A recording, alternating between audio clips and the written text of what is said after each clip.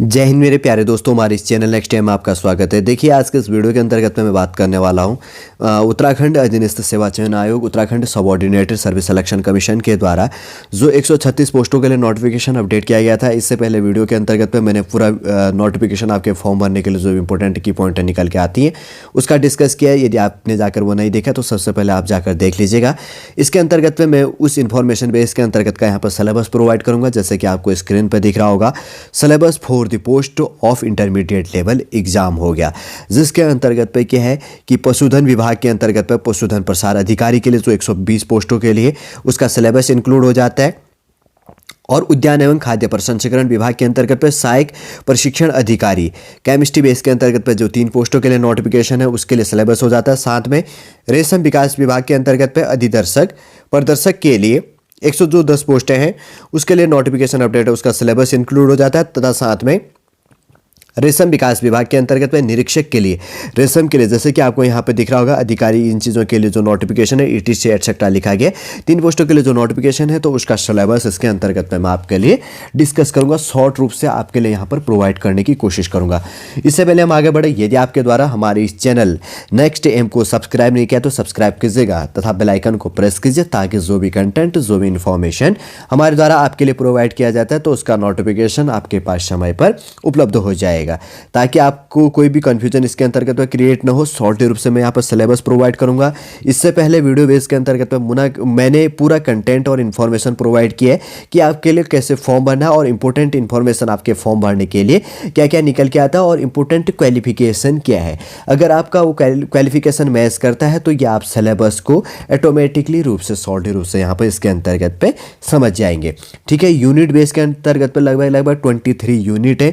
पर यूनिटों के अंतर्गत पे मैं टॉपिक को थोड़ा सा तोड़ के और शॉर्ट से प्रोवाइड करूंगा, ताकि आप समझ सको और उसके अंतर्गत पर आप पूरा का पूरा सिलेबस समझ जाएंगे। ठीक है, चलिए ज़्यादा टाइम नहीं लेते, एक एक करके देख लेते हैं। सबसे पहले यूनिट फर्स्ट है, जिसके अंतर्गत पे पहला टॉपिक जैसे कि यहाँ पे लिखा गया है यूनिट फर्स्ट के अंतर्गत पे आप फर्स्ट पे देखिए डाइवर्सिटी ऑफ लिविंग वर्ल्ड के बेस के अंतर्गत पे diversity of living organism base के अंतर्गत पे पूरा क्लासिफिकेशन एटसेट्रा पूरी टॉपिक है यहाँ पर बटी हुई है। आप इसके अंतर्गत पे पूरा का पूरा देख लीजिएगा। ठीक है, सबसे पहले क्या है diversity of living world. Diversity base के अंतर्गत पे उसका क्लासिफिकेशन मतलब वर्गीकरण जिसको कहा जाता है पूरा का पूरा इसके अंतर्गत पे 5 किंगडम संबंधी जो यहाँ पर क्लासिफिकेशन संबंधी होता है, अगर आपका ऑफिशियल सब्जेक्ट है तो आप समझ गए होंगे इसके अंतर्गत पे। ठीक है, पहला टॉपिक आप समझ गए। सेकंड टॉपिक यहाँ पे लेके चलते हैं, यूनिट सेकंड है, जिसके अंतर्गत पे बात करी गई है, सिलेबस है इसका स्ट्रक्चरल बेस के अंतर्गत पे organization in animals and planets base के अंतर्गत पे क्या है स्ट्रक्चरल बेस के अंतर्गत पे उसकी जो स्ट्रक्चर होती है, जो उसकी संरचना होती है, अगर बात करेंगे तो उसकी क्या की जाती है यहाँ पर पूरी की पूरी बात कही जाएगी। ठीक है, organization in animal and planets base के अंतर्गत पे।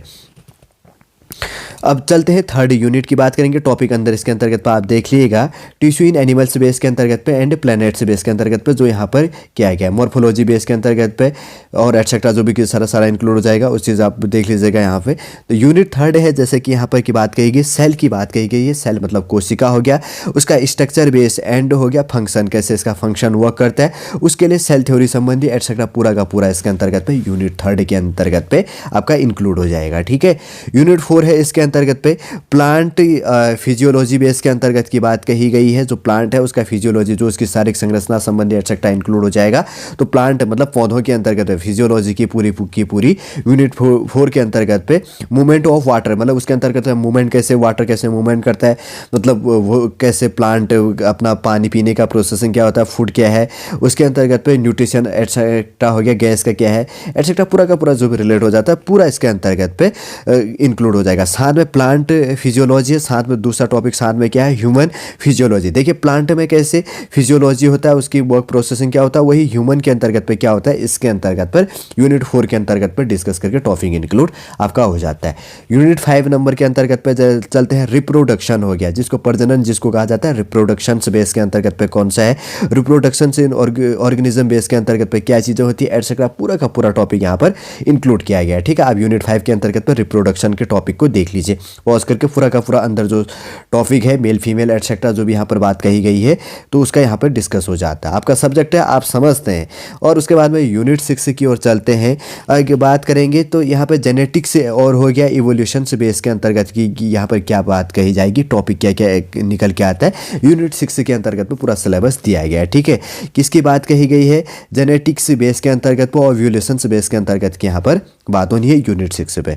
और उसके बाद में चलते हैं यूनिट 7 है, जिसके अंतर पे अगर बात करेंगे तो इसके अंतर्गत पे यूनिट 7 का जो टॉपिक है क्या क्या है, इसके अंदर क्या है, यूनिट 7 के अंतर्गत पे बायोलॉजी एंड ह्यूमन वेलफेयर से संबंध है कि इसका बेसिक कॉन्सेप्ट है। इसके अंतर्गत पे इम्यूनोलॉजी बेस के अंतर्गत पे तो आप पूरा का पूरा टॉपिक इसके अंतर्गत पे देख सकते हैं। जैसे कि मैंने थोड़ा सा शॉर्ट बात कर दिया है, तो यूनिट 7 के अंतर्गत पे जो टॉपिक है क्या है, बायोलॉजी एंड ह्यूमन वेलफेयर हो गया, ठीक है। अब चलते हैं आगे, यहाँ पे यूनिट 8 है, जिसके अंतर्गत की बात कही गई है बायोटेक्नोलॉजी संबंधित से हो गया एंड इट्स एप्लीकेशन से यहाँ पर टॉपिक इंक्लूड हो जाता है, ठीक है। प्रिंसिपल एंड जो है प्रोसेस है, इसके अंतर्गत पे उसकी बात कही गई है।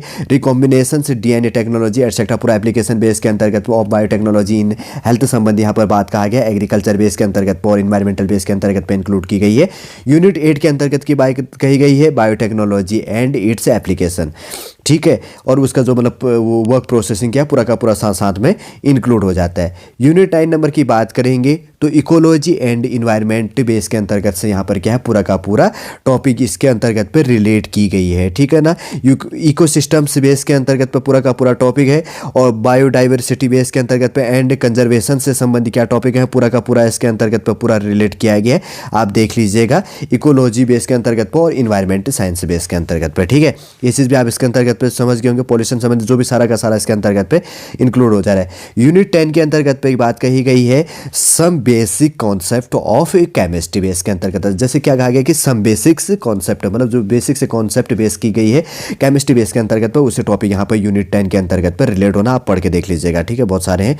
और उसके बाद में यूनिट 11 की बात करेंगे तो स्ट्रक्चर बेस की बात कही गई है और एटम्स अणु की बात कही गई, उसकी संरचना संबंधी एटम की जो है स्ट्रक्चर बेस की बात कही गई है यूनिट 11 के अंतर्गत पे। तो डिस्कवरी ऑफ इलेक्ट्रॉन बेस के अंतर्गत पे प्रोटॉन और न्यूट्रॉन की बात कही गई। एटॉमिक नंबर जो संबंधी इंक्लूड हो जाते हैं, सारा का सारा इसके अंतर्गत पा जाता है। और उसके बाद में यूनिट 12 की बात करेंगे तो क्लासिफिकेशन ऑफ एलिमेंट्स एंड इसी के अंतर्गत की बात करेंगे। तो जैसे यहाँ पर क्या करना है, एस ब्लॉक और पी ब्लॉक के अंतर्गत पर जो एलिमेंट यहाँ पर निकल के आते हैं पीरियोडिसिटी बेस के अंतर्गत पे इन दी प्रॉपर्टीज, जो भी उसकी प्रॉपर्टीज है एस और पी ब्लॉक के अंतर्गत पे एलिमेंट है उसका इसके अंतर्गत पे क्लासिफिकेशन वर्गीकरण करना है, ठीक है। डेवलपमेंट टैब जो भी है इसके अंतर्गत पे टेबल बेस के अंतर्गत पे एस ब्लॉक और पी ब्लॉक जैसे आप पढ़ते हैं तो आप समझ गए होंगे। और उसके बाद में यूनिट नंबर 13 की बात करेंगे तो यहाँ पे केमिकल बॉन्डिंग बेस के अंतर्गत की बात कही गई है। और इसी के अंतर्गत पे एंड जैसे कि यहाँ पर लिखा गया है chemical bonding and molecular structure base की बात कही गई है। केमिकल बॉन्डिंग क्या है और मॉलिक्यूल का जो स्ट्रक्चर संरचना है, यूनिट 13 13वें नंबर का जो यूनिट है उससे संबंधित टॉपिक रिलेट हो जाना है। यहाँ पे टाइप ऑफ बॉन्ड संबंधी कौन कौन से बॉन्ड होते हैं। और आगे चलते हैं। उसके बाद में यूनिट 14 हो गया थर्मोडायनामिक्स की यहाँ पर बात कही गई। किसकी बात कही गई, यूनिट 14 के अंतर्गत पे थर्मोडायनामिक्स से टॉपिक रिलेट हो जाएगा। और उसके बाद में यूनिट 15 है, जैसे इक्विलिब्रियम पॉइंट बेस के अंतर्गत पे बात कही गई है, जिसको समकक्ष या संतुलन जिसको कहा जाता है, इक्विलिब्रियम जिसको कही जाती है, ठीक है ना। क्या है फिजिकल बेस के अंतर्गत पे और केमिकल बेस के अंतर्गत पे प्रोसेसिंग क्या है उसका सारा का, डायनामिकल बेस के अंतर्गत पे क्या है इक्विलिब्रियम पॉइंटों को इसके साथ साथ में संतुलन बेस के अंतर्गत पे लेते चलेंगे। यूनिट 16 के अंतर्गत की बात करेंगे तो इसके अंतर्गत पे क्या है रिडॉक्स रिएक्शंस एंड इलेक्ट्रोकेमिस्ट्री की बात कही गई है। यूनिट 16 के अंतर्गत पे रिडॉक्स अगर बात करेंगे तो रिडॉक्स रिएक्शंस एंड इलेक्ट्रोकेमिस्ट्री की बात कही गई किसमें, यूनिट 16 के अंतर्गत पे, ये भी आप देख लीजिएगा। उसके बाद में आगे चलते हैं यूनिट 17 नंबर की बात करेंगे तो D and F block elements and coordination compounds की बात कही गई है यूनिट 17 के अंतर्गत। आप पढ़ लीजिएगा, टॉपिक बहुत सारे हैं इसके अंतर्गत पर भी, D and F blocks elements and coordination compounds, ठीक है। अब चलते हैं यूनिट 18 की बात करेंगे तो यहाँ पर केमिकल काइनेटिक्स की बात कही, किसकी, केमिकल काइनेटिक्स की बात करी गई है, इसके अंतर्गत पर भी टॉपिक है यूनिट 18 पर भी आप देख लीजिएगा। यूनिट 19 की बात करेंगे तो जनरल ऑर्गेनिक्स केमिस्ट्री की बात कही गई यूनिट 19 के अंतर्गत। क्या है, जनरल ऑर्गेनिक केमिस्ट्री के जो टॉपिक है आप पॉज करके इसका भी स्क्रीनशॉट लीजिएगा। यूनिट 20 20 की बात करेंगे तो यहाँ पर है एरोमेटिकल्स जो है हाइड्रो, इसके अंतर्गत पे क्या है यहाँ पर जैसे कि लिखा, इसके अंतर्गत में किसकी बात करी गई है, एरोमेटिक्स हाइड्रोकार्बन्स की बात करी गई है। यूनिट 20 के अंतर्गत में क्या है, एरोमेटिक्स हाइड्रोकार्बन्स। इसके अंतर्गत पर जो इंट्रोडक्शन बेस के अंतर्गत पूरा बटा हुआ है, आप इसके अंतर्गत पर भी देख लीजिएगा। यूनिट 21 है, 21वें नंबर का है। हेलो एल्कीन हो गया और हेलो एरीन बेस के अंतर्गत की टॉपिक यहाँ पर क्लासिफिकेशन संबंधी एटसेट्रा जो भी टॉपिक है पूरा का पूरा यहाँ पर फिजिकल और केमिकल बेस के अंतर्गत पर जो है हेलो एल्कीन हो गया, हेलो एलरीन हो गया, या जो भी इसके अंतर्गत पे है। हेलो सबसे पहले तो क्या है इसके अंतर्गत पर हेलो एल्कीन हो गया, दूसरा क्या है हेलो एरीन बेस का टॉपिक है। दो टॉपिक है, ये चीज़ भी आपको क्लियर करनी है। और यूनिट 22 है, इसके अंतर्गत पे ऑक्सीजन एंड, अगर इसकी बात करेंगे तो नाइट्रोजन जो है यहाँ पे कंटेनिंग्स ऑर्गेनिक कंपाउंड्स बेस के अंतर्गत की बात कही गई है यूनिट 22 के अंदर। यूनिट 22 का सिलेबस क्या है, पॉइंट इसके अंतर्गत पे oxygen and nitrogen containing organic compounds base का टॉपिक है। और इसके अंतर्गत पे कैसे अल्कोहल बेस कैसे वर्क करता है, पूरा जो है ईथर हो गया जो संबंधी है, इसके अंतर्गत फिनल हो गया जो कैसे वर्क करना है, एस्टर कैसे करना है, एमिन्स बेस के अंतर्गत पे कैसे काम वर्क करता है एमिन्स बेस के अंतर्गत पे, तो पूरा का पूरा टॉपिक इसके अंतर्गत पे रिलेट हो जाता है, आप देख लीजिएगा, ठीक है। कीटोन बेस के अंतर्गत पे कैसे यहाँ पर वर्क कर रहा है, पूरा का पूरा आप 12th बेस के अंतर्गत अगर केमिस्ट्री था आपका तो 11th 12th में आपने पढ़ा होगा, तो उसी के टॉपिक यहाँ पर डीपली दी गई है। यूनिट 23 है, इसके अंतर्गत पे अप्लाइड केमिस्ट्री का यहाँ पर टॉपिक रिलेट हो जाता है, जिसके अंतर्गत पे पूरा के कार्बोहाइड्रेट बेस के, जैसे केमिस्ट्री ऑफ इसके अंतर्गत भी कार्बोहाइड्रेट बेस की बात करें, केमिस्ट्री ऑफ कार्बोहाइड्रेट जैसे कि यहाँ पर लिखा गया है, ठीक है। जैसे यहाँ पर केमिस्ट्री ऑफ प्रोटीन्स बेस के अंतर्गत पे लिखा गया है, तो एटसेट्रा यहाँ पे जो पॉलीमर्स बेस के अंतर्गत पे भी इंक्लूड हो जाता है। तो जैसे आपने 12th बेस के अंतर्गत पर भी पढ़ा होगा, तो आप समझते होंगे कि टॉपिक है इसके अंतर्गत पे क्या निकल के आ जाती है। जैसे कि देखिए यहाँ पर पशुधन बेस के अंतर्गत पे जो नोटिफिकेशन अपडेट किया गया है लगभग 136 पोस्टों के लिए, जो इसका सिलेबस है 23 की पॉइंटों के अंतर्गत पे 23 यूनिट्स के अंतर्गत पे सिलेबस बटा हुआ है। सॉलिड रूप से सिलेबस के की पॉइंटों के अंतर्गत पे क्या क्या टॉपिक है हमने इस वीडियो के अंतर्गत पर आपके लिए जानने की कोशिश की है। उम्मीद करूंगा दोस्तों इस वीडियो के अंतर्गत पर सॉलिड रूप से आप सिलेबस को समझ गए होंगे। यदि आज का सिलेबस आपको पसंद आता है तो लाइक कीजिए, कमेंट कीजिएगा और हमारे इस चैनल नेक्स्ट एम को सब्सक्राइब कीजिए। वापस हम नेक्स्ट क्लास के अंतर्गत पे नेक्स्ट इन्फॉर्मेशन, नेक्स्ट क्लास संबंधी, गवर्नमेंट जॉब संबंधी एटसेट्रा जो भी इन्फॉर्मेशन होगा उस क्लास के अंतर्गत में हम आपसे मिलेंगे। जय हिंद, जय भारत।